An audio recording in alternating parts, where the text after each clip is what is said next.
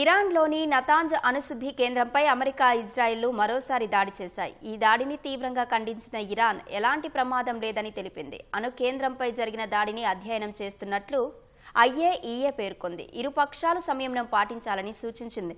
టెహ్రాన్తో పాటు దక్షిణ బీరుట్లోని పలు లక్ష్యాలపై ఇజ్రాయెల్ సైన్యం IDF దాడులు చేసింది. ఇరాన్ కూడా ఏమాత్రం తగ్గకుండా అమెరికా, ఇజ్రాయెల్ను టార్గెట్ చేస్తూ క్షిపణులు, డ్రోన్లతో విరుచుకుపడింది. ఇరాన్ దాడిలో బాగ్దాద్లోని అమెరికా వైమానిక స్థావరంలో మంటలు లేచాయి. ఇజ్రాయిల్లోని జెరూసలేం, టెల్ అవీవ్ నగరాల్లో సైరన్ల మోత మోగింది.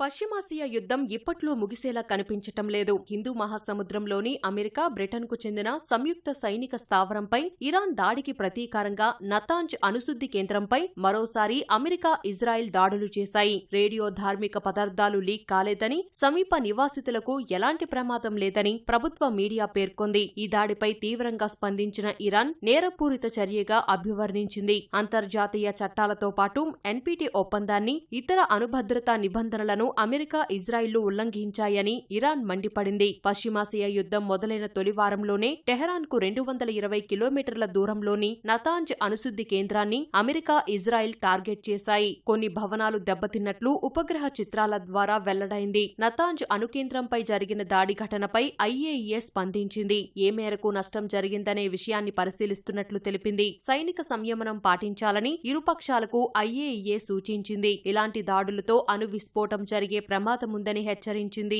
టెహరాన్లోని మరికొన్ని లక్ష్యాలతో పాటు లెబనాన్లోని 7 ప్రాంతాల్లో ఇజ్రాయిల్ దాడులు చేసింది. ఈ దాడుల్లో 20 మంది మృతి చెందారు. దక్షిణ బీరుట్ శివారులోని హెజ్బొల్లా స్థావరాలపై దాడులకు ముందు సమీప ప్రాంతాల ప్రజలను ఖాళీ చేయాలని IDF సూచించింది. మరోవైపు వచ్చే వారం ఇరాన్పై దాడులను మరింత పెంచనున్నట్లు ఇజ్రాయిల్ రక్షణ మంత్రి కట్జ్ హెచ్చరించారు. మధ్యప్రాచ్యంలో సైనిక చర్యను ముగించే ఆలోచన చేస్తున్నట్లు అమెరికా అధ్యక్షుడు డొనాల్డ్ ట్రంప్ పేర్కొన్న కొన్ని గంటలకే ఇజ్రాయిల్ ఈ ప్రకటన చేసింది.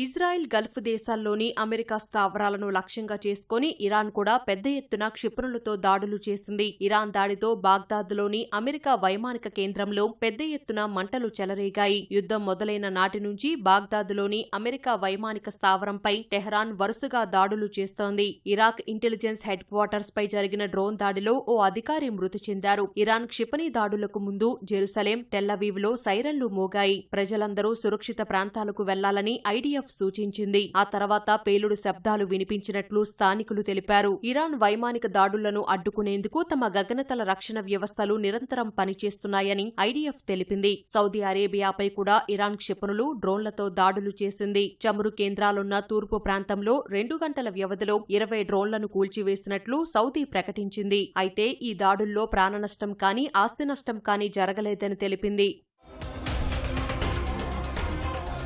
ఇస్లామిక్ రెవల్యూషనరీ గార్డ్స్ అధికార ప్రతినిధి అలీ మొహమ్మద్ నైని భౌతిక కాయాన్ని పవిత్ర నగరం కోమ్కు తరలించారు. ప్రత్యేక ప్రార్థనలు నిర్వహించారు. ఈ ప్రార్థనల్లో వేలాది మంది ఇరాన్ ప్రజలు పాల్గొని ఆయనకు నివాళి అర్పించారు. కషాన్ నగరంలో అంత్యక్రియలు నిర్వహించనున్నట్లు స్థానిక మీడియా తెలిపింది. నిన్న ఇజ్రాయెల్ జరిపిన దాడిలో ఆయన మృతి చెందారు.